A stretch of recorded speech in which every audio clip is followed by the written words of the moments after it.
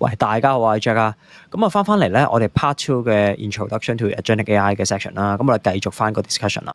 如果你第一次嚟呢個頻道，阿 Jack 係一位現職金融機構嘅 AI 工程師。喺呢度，我會分享一啲有關用 AI 提高生產力嘅實戰方法，令唔熟悉科技嘅普通人都可以變成輕鬆駕馭 AI 嘅 Power User。如果你都想學下點用 AI 解放你嘅時間，記得 subscribe 呢個 channel 啦。嗱，咁去到呢度咧，可能有啲觀眾會問啦，既然 AI agent 咁勁，點解我哋唔將所有工具懟俾一個 agent？ 咁佢咪可以幫我做晒所有嘢咯？聰明嘅觀眾諗多兩步咧，就會知道咧，我哋俾工具唔夠嘅，我哋仲要教佢點用工具嘅，仲要教佢俾啲 example 佢嘅。咁例如呢度4個工具，如果你變咗100個工具，咁呢度就變咗100行，後面啲 example 又要更新嘅。咁你想象到個問題，淨係呢一 part 啊，都已經懟爆你個 context window 啦。記得我哋 LM101 講過係有個 context window 嘅上限噶嘛，係啦。咁同埋啱啱咧，我哋講過，因為 LM 係 stateless 噶嘛，係啦，所以咧，當佢做一個 reasoning 嘅 iterative process 咧，你每次 to call 完，其實攞完個 result，佢會擺翻去個 short-term memory 度，又俾下一轉嘅 LM 即係對翻落去，咁去令佢不斷咁樣去 catch 翻下一步嘅 result，對翻去 history 落去噶嘛。咁如果你越多工具，越多 result，其實呢個 short-term memory 咧都係會懟爆嘅。咁你每次 feed 落去，淨係嗰個 short-term memory 咧都懟爆 context window 啦，就會令到佢做唔到你想做嘅嘢啦。即係不單止做唔到啦，亦都可能會燒好多 token 啦，咁啊令到佢不斷 fail 啦。咁所以後面咧就多咗個 terms 叫做 context engineering 啊。其實做緊嘅嘢咧就係咧點樣去揀啱嘅 context。意思係即係啱嘅 system prompt 啦，足夠嘅 memory 啦，同埋佢需要嘅工具啦，佢嘅要嘅資訊啦，咁去 feed 落去咧，令到佢可以 perform task 咧，可以用最低 effort 去 optimize 佢嗰個 performance。咁 context engineering 咧，用翻人話講咧，純粹係即係你揀 context 啦。咁你有好多唔同嘅方法啦，你可以係寫 context 啦，可以係 select context 啦。將一啲 unnecessary 嘅嘢可能抄低喺嗰個 hard disk 度 scratch pad 咁樣，淨係 fit 一啲啱有需要嘅 context 啦，由 RAG 又好，或者自己 filter 完之後啦，去 fit 翻俾嗰個 LM 啦，令到佢淨係嗰個 task 度專心做嘢 OK 噶啦。咁啊，亦都有啲叫 compress context 啦，我哋上次講過，可能係你做一啲每5輪、10輪對話就 summarize 一次，或者 streamline 一啲唔重要嘅context 去慳一啲 token 啦。咁但係咧，我想跟住講一個叫做 isolated context 嘅方法，就係我哋一個叫 multi-agent approach 去將啲 context isolate 啊。好啦，咩叫 multi-agent orchestration 啦？咁呢樣嘢其實同人咧分工合作咧好類似嘅。咁你左邊咧就係本身我哋啱啱講嘅 single agent system 啦，我哋所有嘅工具俾晒佢，或者佢有佢嘅 short-term memory 啦、long-term memory 啦。咁咧佢咧就有個問題，如果我哋懟晒所有嘢俾佢咧，佢係會爆 context 啦，同埋 performance 唔好啦。咁咧其實右邊呢個咧就係一個叫 multi-agent system 啊，係啦。咁你可以想象下咧，呢個咧就係一個 meta agent 啦，佢係類似一個 supervisor 嘅角色，收到個 task，佢下面咧就有2個 sub agent 幫佢做嘢嘅，係啦。咁一個咧就淨係做 data retrieval，佢淨係有一啲攞 database 嘅工具啦，同埋相關嘅 prompt 啦，淨係專注做一個 task 嘅啫，係啦，就係做 data retrieval。右邊呢個都係好類似，佢就幫我做 search 嘅啫，佢就淨係有啲 search online 嘅工具啦，同埋 memory 同埋 prompt 啦。咁咧每一次咧收到個 task 入嚟嘅時候，呢個 supervisor agent 咧就會派 task 俾下面2個 lang，跟住2個 lang 幫佢做嘢啦。攞完做完嘢咧，佢 return 咗個 result 翻嚟咧，佢就幫手 summarize 再俾翻個 user。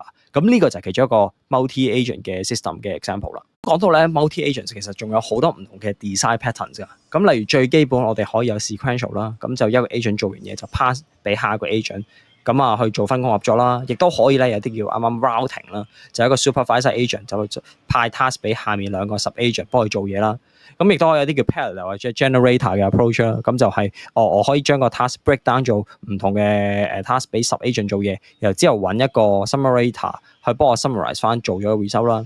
甚至你見到有啲叫 network 啦，變咗 add 翻少少嘅 design pattern 啦。例如我哋而家講 clock code 點解咁勁咧？其實就係咁樣嘅，佢就係一個 supervisor agent，然後咧下面有 team 嘅 sub agent 佢生出嚟嘅，可能一 team 咧，即係一個就係幫佢做 front end，一個做 back end，一個做 QA，咁啊佢純粹跟翻個 plan 去做嘢咁樣，係咁就一個 agent 帶住一 team agent 去做嘢啦，咁啊做到好 powerful 係啦，咁甚至下面有啲叫 A to A 嘅 protocol 啦 ，agent to agent 嘅 protocol 啦，咁就 agent 同 agent 之間會再溝通，去揾到大家去做一啲 work 嘅 delegation 咁樣。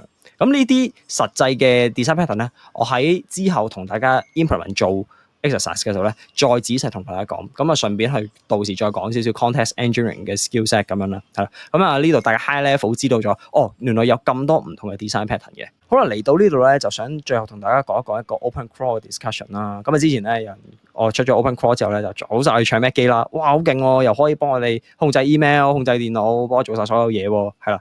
咁啊即係呢樣嘢對於我哋工程師嚟講，就覺得其實唔係啲咩 surprise 嘢啦。其實理論上你所有嘢寫成，即係可以寫得成 functional calling 咧，你都可以俾喺嗰個 LM 去控制嘅。即係你肯俾 permission 咧，其實佢就用到噶啦。係咁，有啲人就講，有 open crawl，我仲乜使用N/N 啊、Divi 嗰啲工具啊？唔使噶啦，唔使自己砌噶啦，咁就做就得噶啦。咁啦，用開就發覺，都幾燒圖痕下喎。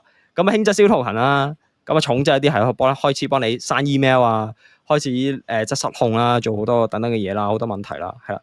咁呢度咧，其實想同大家咧討論一個問題，就係即係我哋之前有講過啦，啲 LLM 嘅問題啦 ，reliability 嘅問題啦，一啲 security 嘅問題啦 ，hallucination 啦，或者 prompt injection 嘅問題啊。咁呢個係 LLM so far 都未解決到，完全解決到嘅問題嚟嘅。呢度咧就衍生出一個問題啦。嗱，我哋用緊 Divi 或者 N/N 啦，呢啲叫做 router base 嘅嘢啦。咁咧佢係真係要人手去 set，然後個 control 好細，係啦。咁我哋最理想，我哋梗係想好似右邊 fully autonomous，好似 Iron Man drivers 咁樣，喂一句波做晒所有嘢啦。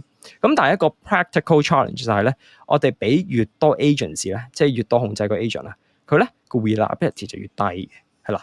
咁如果我哋係好似用一個 node base 我哋寫細 rules 啊，其實咧個 agency 低，但係個 reliability 係高嘅，係啦。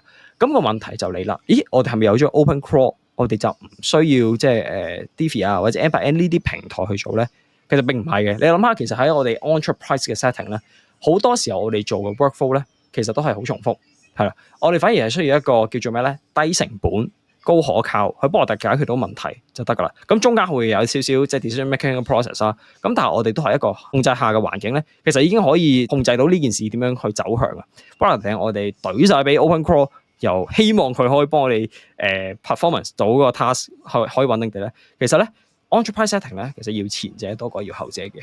大家可以諗下咯，究竟其實咩情況下你係需要用 open crawl， 咩情況下需要用好似 Divi 或者 N/N 呢啲平台咯？然後你話完全有 open crawl 出嚟，跟住可能呢啲平台就 N/N 啊、Divi 呢啲平台完全冇用咧，咁呢樣我係唔同意嘅。反而係比較重要係我哋點樣去做一啲 control 啦，一啲例如 flow control 嘅東西啦，係好似有個 LLM 可能 call 一啲工具係比較敏感嘅，我哋可能就要用翻人去做 enforcement 啦，係啦，而唔會俾晒 AI 自己去控制翻嘅。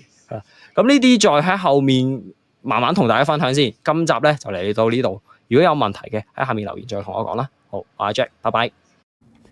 今日條片係咁多啦，中意呢條片嘅記得 like 同埋 subscribe，我哋下次見。